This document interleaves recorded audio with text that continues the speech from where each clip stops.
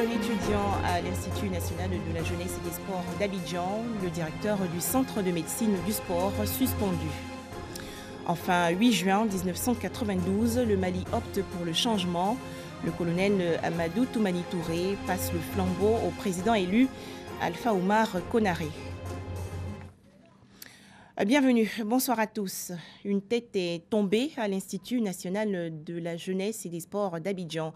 Le directeur du centre de la médecine du sport a été suspendu de ses fonctions au lendemain du décès accidentel d'un étudiant sur le terrain de handball. Un deuil national de 3 jours a été décrété par la direction générale de l'INJS. Les précisions de Doigt de Laser.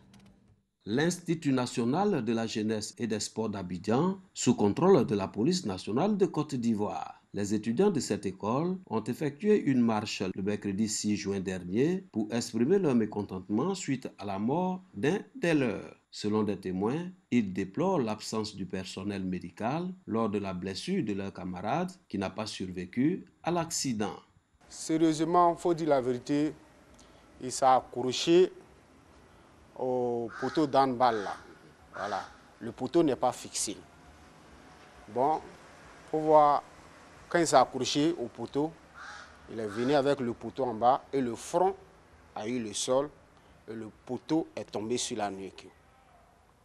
Donc il y a eu l'hémorragie. L'hémorragie était tellement immense, le sang sortait de ses oreilles, par ses yeux, de la bouche. Vraiment, c'était pas joli à voir. C'est moi, les enfants là sont venus trouver ici. Je leur ai dit qu'il n'y a personne. Et ils se sont retournés. Et quand ils se sont retournés avec le blessé, ils ont eu à demander du secours au niveau de l'ambulance. Le conducteur de l'ambulance aussi n'est pas encore arrivé. Donc ils ont pris l'enfant et se sont dirigés vers l'hôpital général de Makori. C'est ce que j'aurais appris. Ils se sont dirigés. Malheureusement, ce dernier, il a rendu l'âme. Il y avait une réunion ici pour tous les étudiants. Donc nous sommes venus participer à la réunion pour savoir ce qui allait se passer. Et c'est ici qu'ils nous ont donné quelques informations, comme quoi il y a notre camarade qui est décédé. Donc on allait croiser le ministre pour pouvoir en discuter. Voilà, c'est ce qu'ils nous ont dit. Le mécontentement des étudiants de l'INJS a viré aux revendications. Les étudiants ont saisi la brèche pour évoquer les problèmes de logement auxquels ils sont confrontés, ce que déplore le directeur général de l'Institut. Habib Sanogo appelle les étudiants au calme et à plus de responsabilités en ce moment difficile que traverse leur établissement. Ces éléments qu'ils ont évoqués sont des dossiers qui sont traités depuis, qui sont adressés et les réponses sont trouvées. Nous sommes étonnés que ces revendications viennent à la suite donc de ce drame-là. Sur la question du logement, il y a des travaux qui ne sont pas achevés, notamment sur la question de l'assainissement et de l'évacuation des eaux usées. Donc c'est ces travaux-là qui sont en train d'être achevés. Et c'est pour cela que, je le dis aussi, c'est une question de responsabilité. Nous avons informé nos enfants sur cette question et nous leur avons dit que nous ne prenons pas de risque de les loger parce que les loger en permanence, les 1800 qui sont, entraîneraient donc des problèmes d'épidémie de choléra. Concernant la bourse, les bourses sont payées.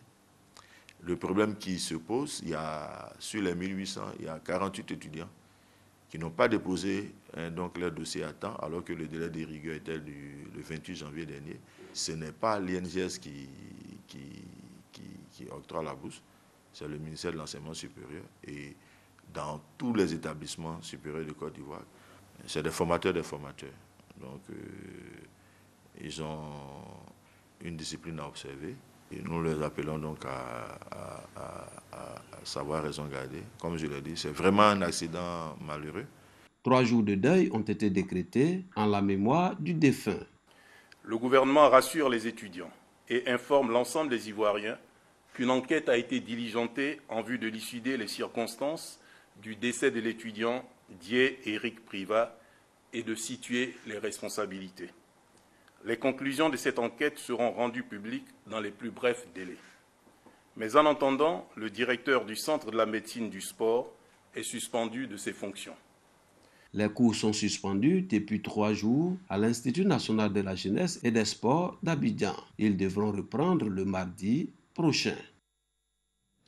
Dans l'actualité nationale également, Muriel Aouré, vainqueur du 100 mètres à l'étape d'Oslo de la Diamond League. Seule représentante ivoirienne en lice, la sprinteuse a remporté la première place en 10 secondes 91 centièmes.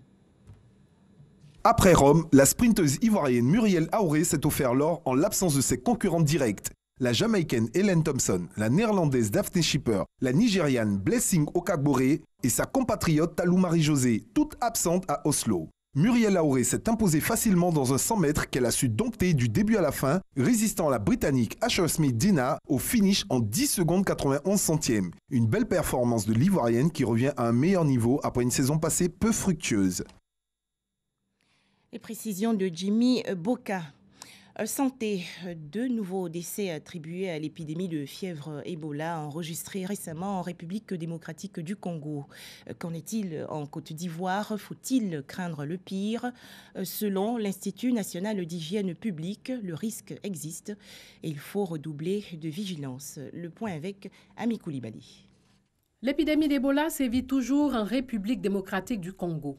60 cas ont été recensés, dont 27 décès.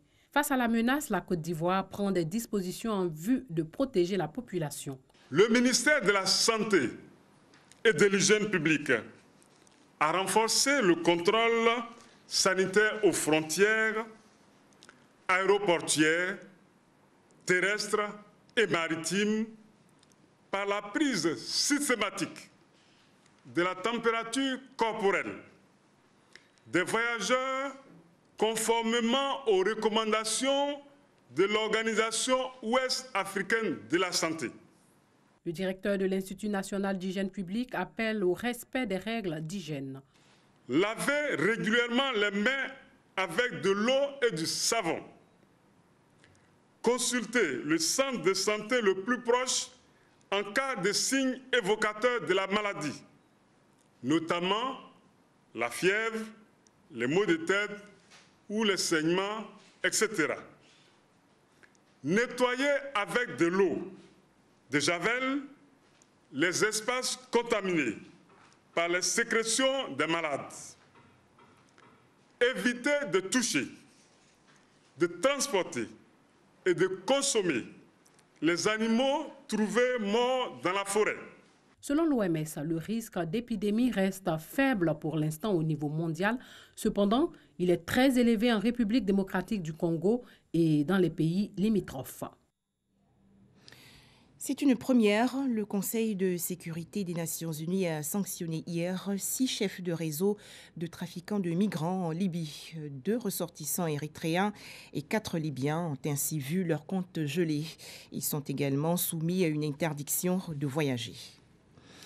Et pendant que des trafiquants subissent des sanctions, certains migrants sont heureux de retrouver leur pays. 153 ressortissants ivoiriens vivaient dans des conditions difficiles en Libye. Ils sont rentrés hier à Abidjan. Ces personnes ont été accueillies à l'aéroport Félix Houphouët-Boigny par les responsables de la Direction générale des Ivoiriens de l'extérieur et de l'Organisation internationale pour les migrations. Ils espéraient rejoindre l'Europe. Mieux avoir et mieux être, ce au prix de leur vie. Mais hélas, leur chemin sera raccourci. Ils ne vont s'arrêter qu'en Libye. Aujourd'hui, ils sont 153 personnes, dont 28 femmes et 4 enfants, qui rentrent à la maison avec l'aide du gouvernement ivoirien et l'Organisation internationale des migrants. Toute une mise en place à leur arrivée pour faire renaître l'espoir et la confiance. Sur les visages se lit la joie, mais également l'inquiétude. Comment reprendre la vie après des années d'absence? À cette question, une réponse préconçue. La Côte d'Ivoire dispose déjà de stratégies pour la réinsertion socio-professionnelle des migrants. C'est une politique qui va se poursuivre en rapport avec nos partenaires internationaux.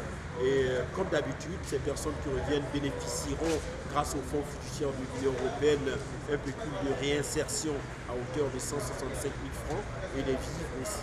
Et puis en plus, il y aura un hébergement d'urgence de quelques jours. Et plus tard, la politique de réintégration se mettra en place pour les personnes qui remplissent bien entendu toutes les conditions de prise en charge par rapport à la réinsertion.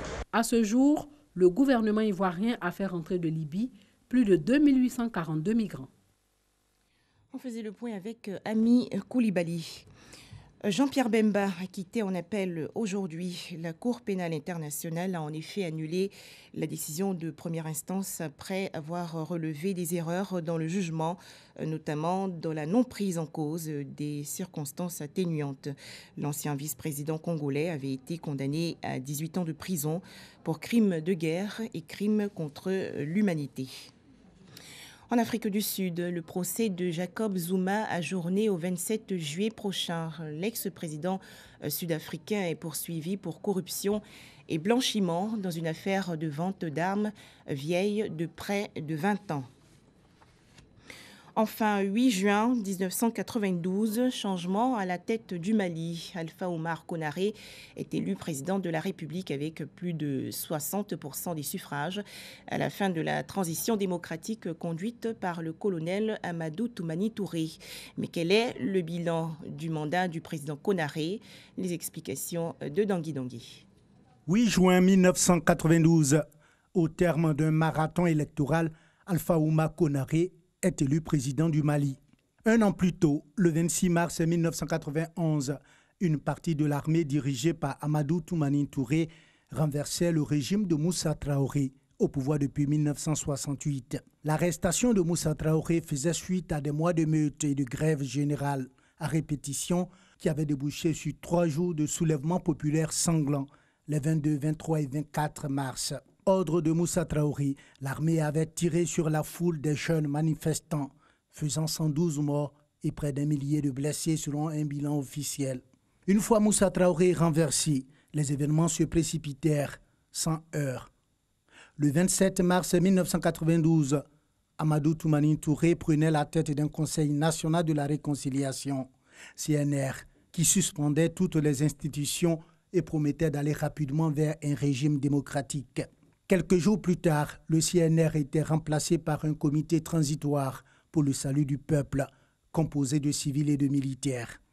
En avril, un gouvernement de transition était constitué sous la direction d'ATT et les partis politiques autorisés. Du 29 juillet au 12 août, une conférence nationale réunit 36 partis et plus d'1 millier d'associations pour adopter un projet de constitution, une charte des partis et un code électoral. 6 mois plus tard, le 12 janvier 1992, les Maliens adoptent par référendum avec 98,35% des voix la loi fondamentale de la Troisième République. Dans la foulée, des élections législatives couronnent la victoire écrasante. 2 tiers des sièges du Parti de l'Alliance pour la démocratie au Mali, ADEMA, mené par Alpha Oumar Konaré.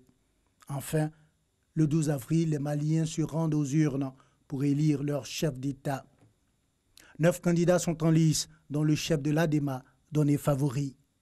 C'est un militant syndical et associatif, un professeur d'histoire et un patron de presse.